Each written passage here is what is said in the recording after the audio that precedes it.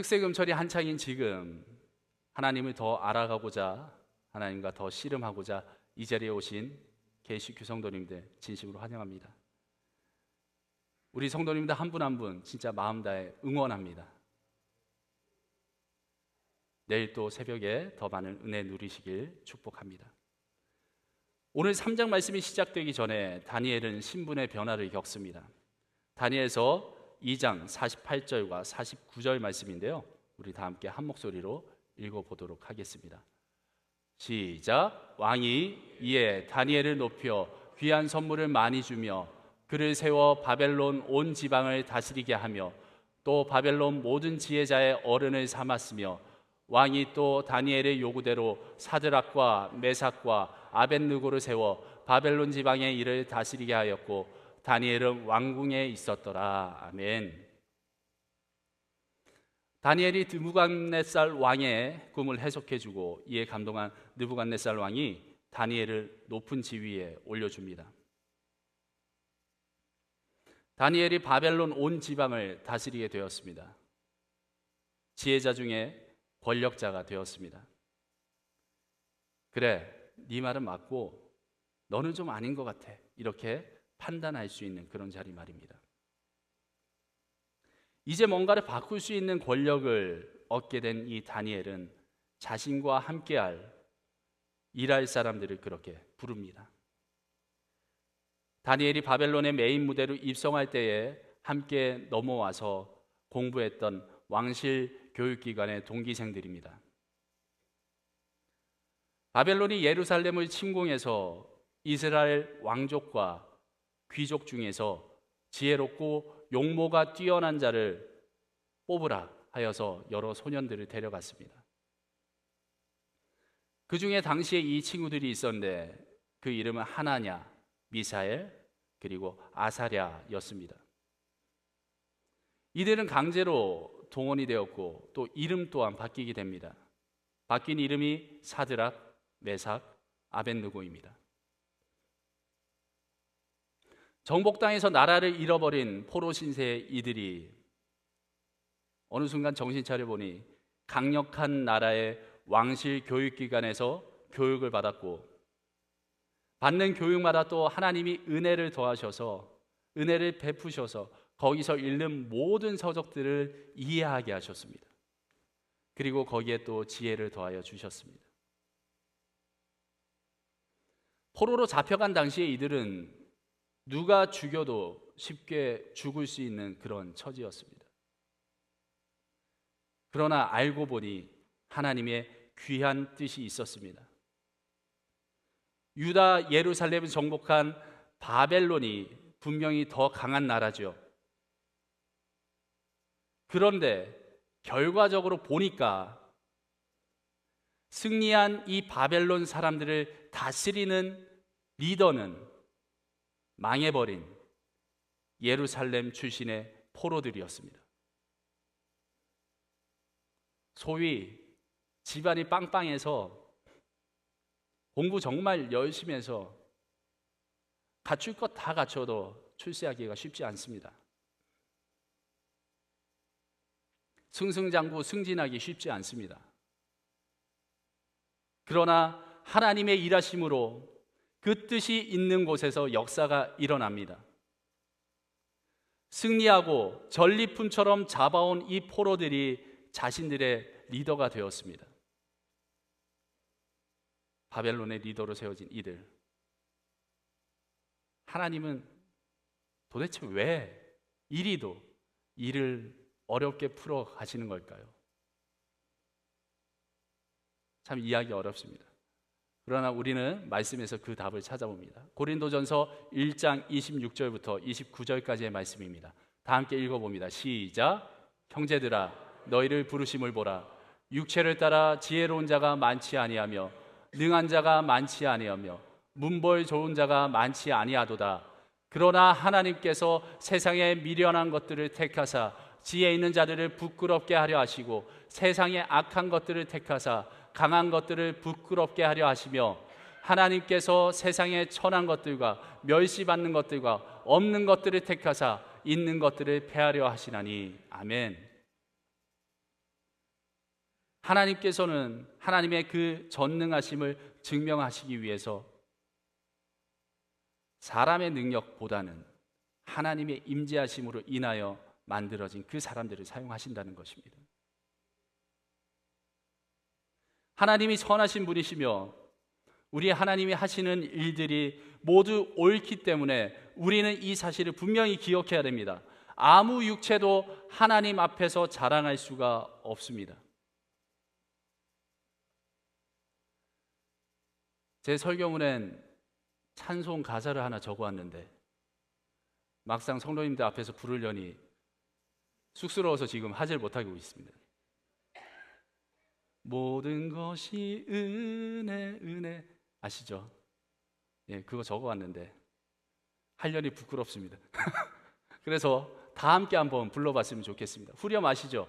모든 것이 은혜 은혜 은혜 한없는 은혜 아멘.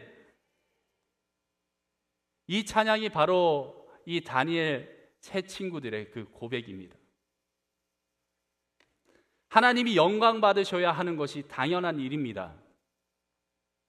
그래서 안 될 것 같은 일도 하나님이 되게 하십니다. 그래서 점점 망해가는 것 같은 그런 상황들을 되려 역전시키시면서 하나님이 영광 받으십니다. 숨이 차고 심장이 쿵쾅거리는 그런 긴장 속에 살고 계신 분 계십니까? 시간이 흐를수록 이 현실이라는 단어 앞에서 인생의 목표가 점점 낮아지는 분들 계십니까? 이제는 힘이 빠져서 그냥 이 하루하루 그냥 살자 이런 생각 드시는 분 계십니까? 하나님 앞에 싹 다 내려놓으시면서 기도하십시오. 예수님 손잡고 천국 거닐기 전까지는 끝난 것이 아닙니다. 하나님이 전능하시고 예수님이 우리의 구원자 되신다는 그 사실을 믿고 그가 인도하신다는 사실을 믿고 매 선택의 순간마다 말씀대로 믿기로 작정하십시오. 이게 결단입니다. 작정이 잘 안 되십니까? 그때 성령님의 도우심을 구하십시오. 용기를 달라고, 믿게 해 달라고 구하셔야 됩니다. 그랬을 때 하나님이 지혜를 주시고 용기 주시고, 다시 하겠습니다. 아멘 소리 나올 때까지 다시 하겠습니다. 지혜를 주시고 용기 주시고 사람 주시고 재정을 맡겨 주시고 믿음을 주시는 줄 믿으시기 바랍니다. 아멘. 시편 57편 7절 말씀입니다. 다 함께 읽어보도록 하겠습니다. 시작. 하나님이여 내가 노래하고 내가 찬송하리이다. 아멘. 내 마음이 믿기로 작정하는 것, 방향을 하나님께로 완전히 정하는 것이 바로 결단입니다. 다니엘과 이 친구들이 신비로운 인생을 살아갈 때에 이제 다 괜찮다 싶은 그때 한참 어렵습니다. 다시 한번 긴장이 찾아옵니다. 느부갓네살 왕이 자신의 왕권을 강화하기 위하여 커다란 금신상을 만들고 백성들이 거기에 절을 하게 만듭니다. 이 금신상이 얼마나 큰 것인지요, 여기 교회 앞에 보시면 본칼리지 있습니다. 그리고 그 옆에 유료 주차장 있지요. 그 뒤편에 보시면 예전에 코트야드 메리어트 호텔이 있습니다. 교회 마당에서 이렇게 보시면 보이는 그 호텔이 있지 않습니까? 그 높이가 대략 25m 정도입니다. 근데 느부갓네살 왕이 이 당시에 만들었던 그 신상의 높이가 30m입니다. 우리 성도님들은 대략 감이 오시지요. 그 호텔보다 더 높습니다. 100피트입니다. 당시 이 바벨론 지방을 이라크 남부로 추정하는데 당시 유적이 있는 곳을 보면 넓디 넓은 평지입니다. 넓은 평지에 벽돌로 성벽을 쌓고 도시를 만들었습니다. 이곳이 벽돌이 유명한 지역이기 때문에 건물도 단층이 아니라 2층, 3층 이렇게 여러 층으로 올려지었습니다. 이때 당시 연도가 언제냐? 기원전 600년입니다. 사진 몇 장 한번 보실까요?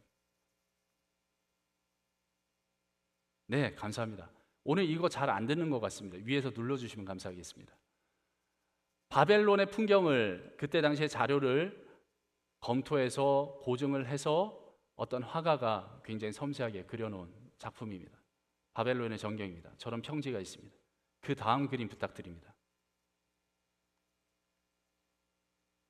네, 제가 누르겠습니다. 넘어가나요?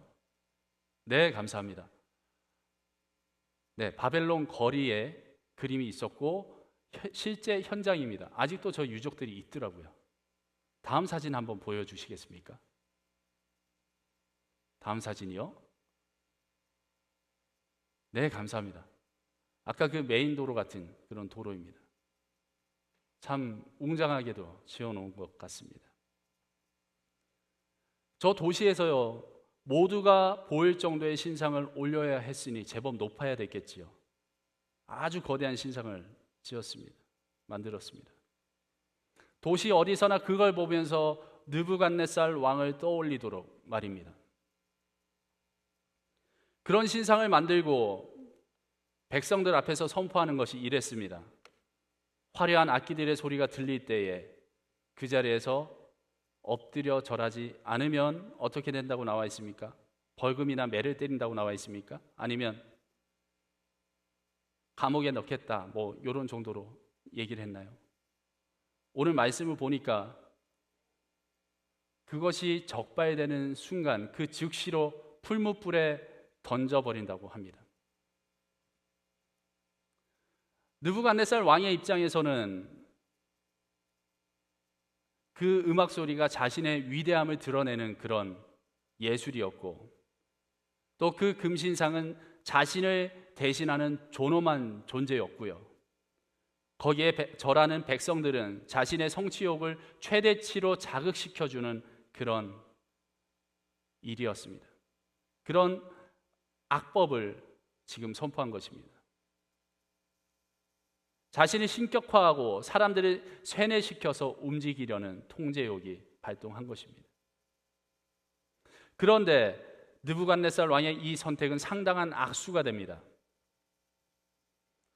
자신이 세운 그 나라의 엘리트들이지 않습니까?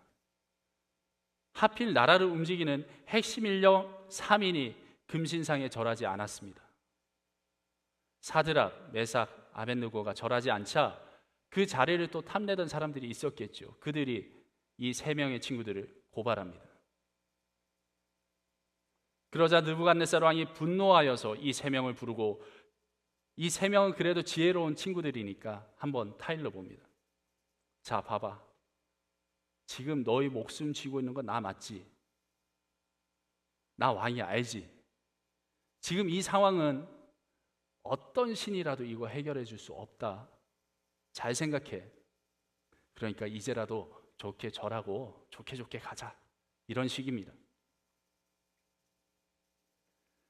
아무리 경험이 많고 이들이 그간 살아온 그 세월들이 아무리 모질었어도 지금 이 상황은 너무나도 두려운 상황입니다. 이들의 입에서 나오는 말 한마디에, 이들이 결정하는 그 행동 한 번에 자기 목숨이 걸려 있다면 벌벌 떠는 것이 정상입니다. 고된 인생이라도 좋은 날 언제 오겠지 하면서 그렇게 참고 또 참은 날들이 영화처럼 막 지나갈 겁니다. 아무리 믿음이 좋아도 이런 위기의 순간이 오면 그런 긴장감은 찾아오게 되어 있습니다. 이건 전투적인 감정으로, 단순한 용기로, 또 영웅 심리로 이겨낼 수 있는 것이 아닙니다. 실제로 삶과 죽음이 내 눈앞에 이렇게 놓인다면 말입니다. 그런데 다니엘의 세 친구를 보십시오. 친구는 끼리끼리 논다고 이들의 답변이 보통이 아닙니다. 오늘 본문 16절 말씀입니다. 16절 말씀 다 함께 읽어보도록 하겠습니다. 시작. 사드락과 왕에게 대답하여 이르되 느부갓네살이여 우리가 이 일에 대하여 왕에게 대답할 필요가 없나이다.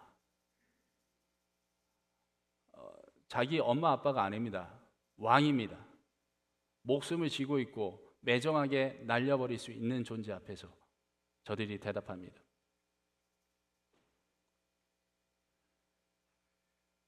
이들은 다니엘이라는 든든한 백이 있어서 왕도 함부로 대하기 껄끄러운 그런 존재가 있어서 그걸 믿고 이렇게 말한 것이 아닙니다.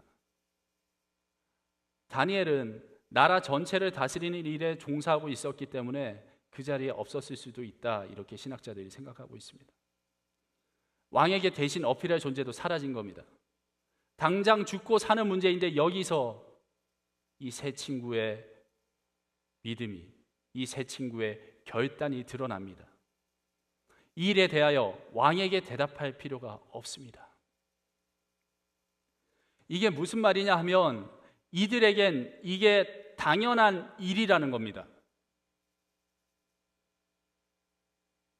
전지전능하시고 그 자녀들을 그냥 두지 않으시는 하나님이 계신데, 그 하나님이 첫째로 강조하셨던 것이 바로 우상 숭배하지 말라는 것인데, 하나님보다 앞서는 것을 두지 말라는 것인데 우리는 이게 당연한 겁니다 라고 고백하고 있습니다.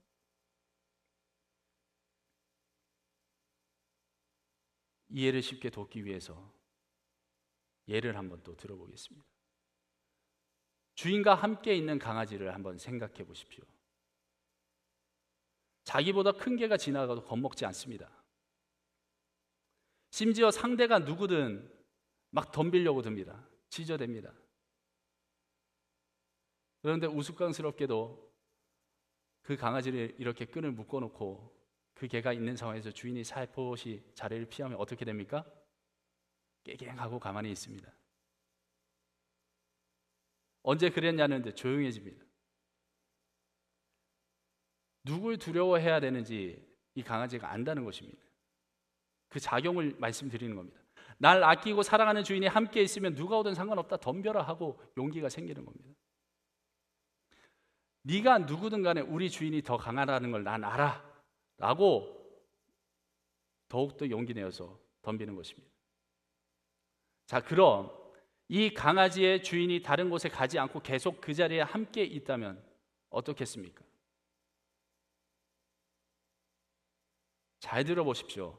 강아지의 담대함은 자신의 크기가 아니라 함께하고 있는 그 주인의 크기에서 나옵니다.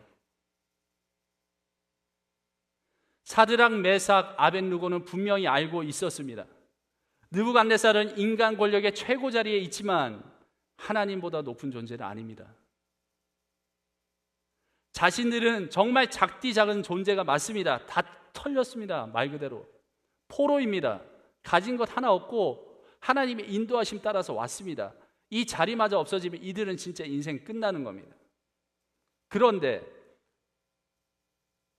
하나님 앞에서 코람되어 믿음 가지고 사는 이들에게 느부갓네살 왕이 10명이 온데도 그것은 두렵지 않습니다. 더 위대하신 분을 알기 때문에 절하지 않는 것은 당연한 일이었다는 것입니다. 오늘 본문 17절을 한번 보겠습니다. 17절 다 함께 읽습니다. 시작. 왕이여,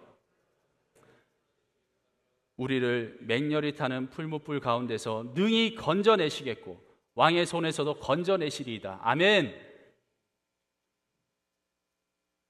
그리스도인들의 담대함이 여기서 나옵니다. 그리스도인들이 정직할 수 있는 이유 여기서 나옵니다. 그리스도인들이 용기를 가지고 누군가를 용서할 수 있는 이유 여기서 나옵니다. 믿는 구석이 있다는 것입니다. 하나님이 그런 존재라는 것을 알기에 그렇게 믿기로 선택했기 때문에, 결단했기 때문에 하나님의 살아계심을 경험하면서 살아가는 것입니다. 저도 어린 시절에 친구들과 놀다 보면은 가끔 싸움이 날 때가 있었습니다.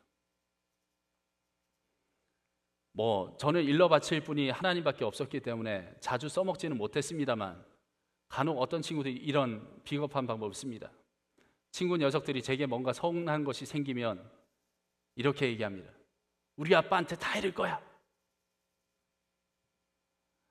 이게 제 원어인 사투리가 아니기 때문에 감정이 실리지 않습니다. 우리 아빠한테 다 이른다. 조금 낫죠? 너 나한테 이랬다 이거지. 우리 아빠한테 다 일러 라고 친구가 윽박지릅니다. 그러면 어린이 이진호의 머릿속에 여러 계산들이 막 돌아갑니다. 아니 친구야, 잠깐. 아빠는 아니지. 여기서 아빠가 등장하는 건 아니야. 내가 좀 잘못한 것 같아. 사그라들 수밖에 없지요. 이렇게 되는 것입니다. 우스꽝스러운 예를 들었지만 오늘 본문이 그렇습니다. 세상을 창조하신 그분이 우리 하나님이십니다. 수백만 명의 이스라엘 백성들이 노예에서 탈출할 수 있도록 한꺼번에 꺼내버리신 이가 바로 우리 하나님이십니다.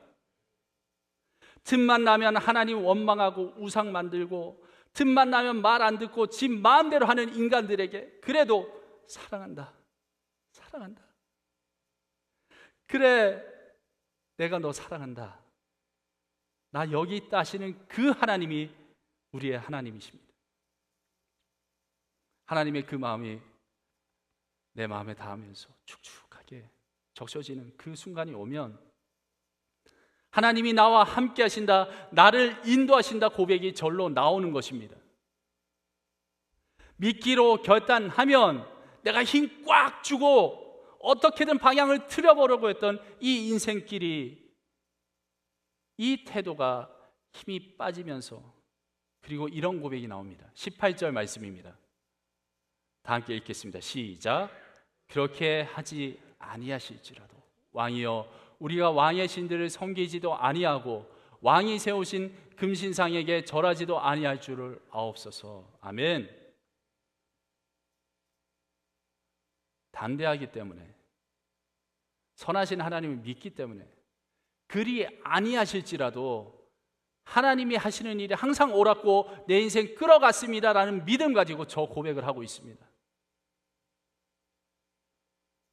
그리스도인은 선택의 기준이 다릅니다.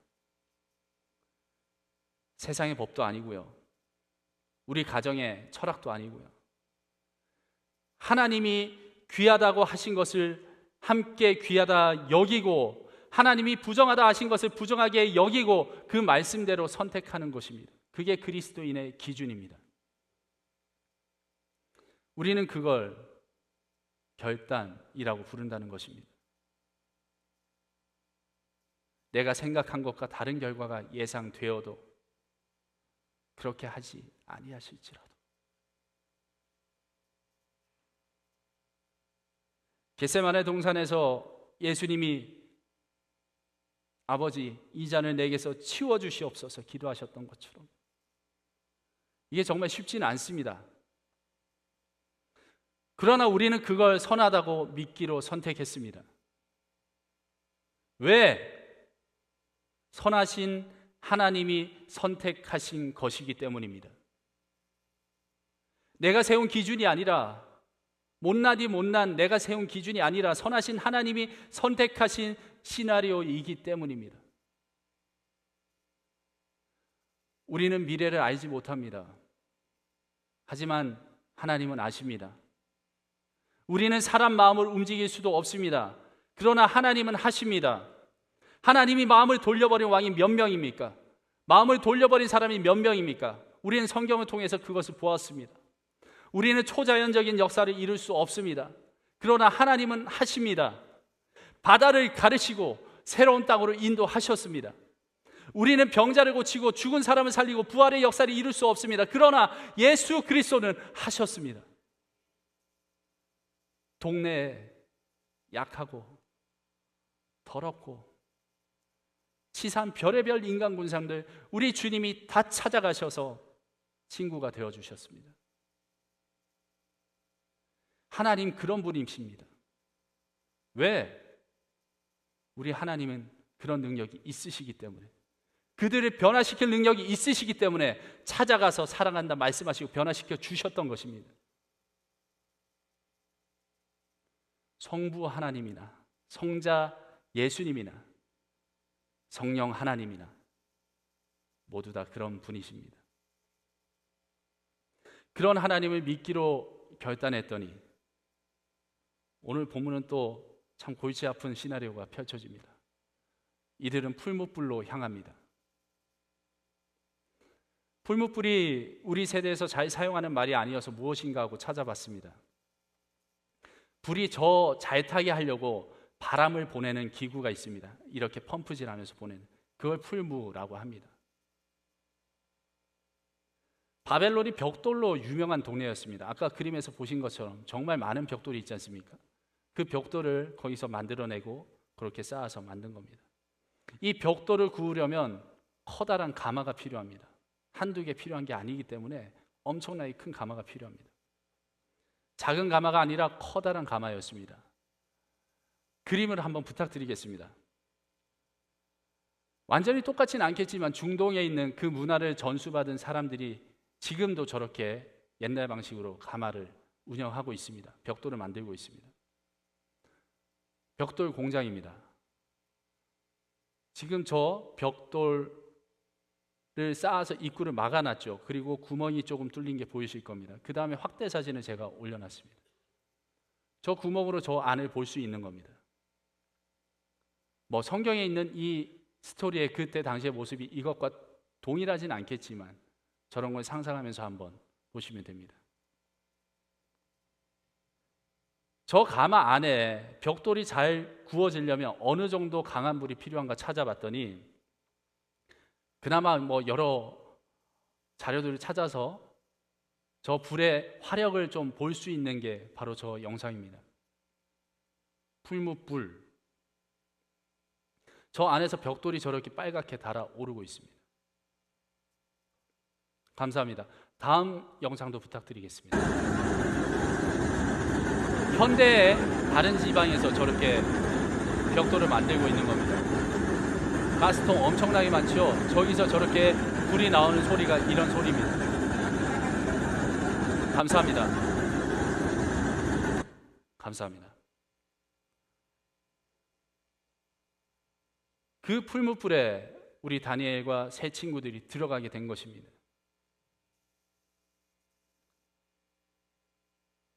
보통 이런 상황들을 설명할 때 이들이 결단한 결과 이런 식으로도 많이 설명을 드립니다만 저는 조금 표현을 다르게 하겠습니다. 죽을 때까지 하나님이 없다고 확인하기 전까지 끝난 게 아닙니다. 그것을 결과라고 말하면 안 됩니다. 끝날 때까지 끝난 것이 아닙니다. 다니엘서 3장 25절 말씀입니다. 오늘 본문 다음에 어떤 풍경이 펼쳐졌습니까? 그들은 풀무불에서 무사히 살아나왔습니다.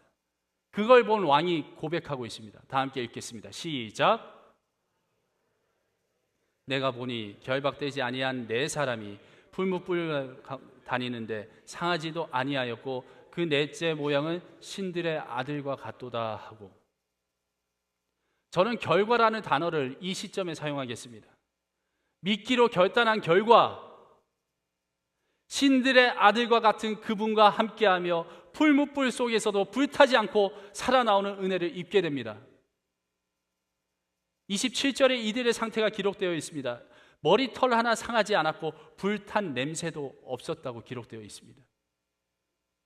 그리고 이어지는 29절을 다 함께 읽어보겠습니다. 시작. 그러므로 내가 이제 조서를 내리노니 각 백성과 각 나라와 각 언어를 말하는 자가 모두 사드락과 메삭과 아벳느고의 하나님께 경솔히 말하거든 그 몸을 쪼개고 그 집을 거름토로 삼을지니 이는 이같이 사람을 구원할 다른 신이 없음이니라 하더라. 아멘. 왕의 입에서 다른 신이 없다는 인정이 나옵니다. 이 당시 하나님을 부정하는 이들을 대표하는 느부갓네살 왕의 입에서 사람을 구원할 다른 신이 없다라는 확정적인 증언이 나왔습니다. 여러분, 우리는 믿기로 선택하는 것이 아닙니다. 사실은 다른 선택이 없습니다. 믿는다는 것은요, 잃어버린 아들 찾겠다고 그렇게 곳곳마다 찾아가서서 찾으시는 그 하나님 아버지와 회복되는 것입니다. 우리가 택하는 게 아니라 하나님과의 회복입니다. 회복되면 됩니다. 믿기로 선택한다고 우리 입장에서는 그렇게 믿지만 실제로는 하나님께서 우리를 찾으셔서 회복시켜 주시는 것입니다. 그 마음이 우리 가운데 임하기 원합니다. 성령 하나님께서 우리 가운데 함께 하시면서 그 마음 열어주셔서 믿기로 결단하고 주님 의지하며 멋진 인생 살아내시는 우리 퀸즈 한인교회 성도님들 되시길 주님의 이름으로 간절히 축복합니다. 이 시간 다 함께 기도하시겠습니다. 오늘도 우리와 함께 하시는 성령 하나님, 어린 자식이 넘어질까 걱정하면서 두 팔 벌려서 이렇게 따라오시는 아버지처럼 오늘도 저와 우리 가정과 우리 교회를 인도하여 주심에 감사드립니다. 믿음이 나의 선택이 아니라 하나님의 부르심임을 분명히 알게 하시고 그 마음에 응답하는 믿기로 결단하는 은혜를 우리 가운데 허락하여 주시옵소서. 어떤 상황 속에서도 하나님을 굳건히 신뢰하기 원합니다. 믿음이 부족한 우리에게 믿음을 허락하여 주시옵소서. 예수 그리스도의 이름으로 기도합니다. 아멘. 아멘.